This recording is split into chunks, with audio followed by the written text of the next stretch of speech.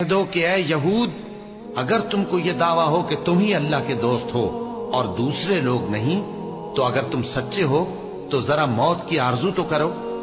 اور یہ لوگ ان اعمال کے سبب جو یہ کر چکے ہیں ہرگز اس کی آرزو نہیں کریں گے، اور اللہ ظالموں سے خوب واقف ہے۔ کہہ دو کہ موت جس سے تم بھاگتے ہو وہ تو تمہارے سامنے آ کر رہے گی، پھر تم پوشیدہ اور ظاہر کے جاننے والے مالک کی طرف لوٹائے جاؤ گے، پھر جو کچھ تم کرتے رہے ہو وہ سب تمہیں بتائے گا۔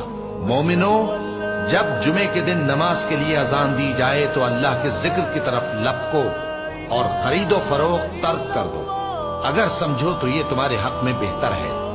پھر جب نماز ہو چکے تو زمین میں پھیل جاؤ اور اللہ کا فضل تلاش کرو، اور اللہ کو بہت بہت یاد کرتے رہو تاکہ کامیاب ہو جاؤ۔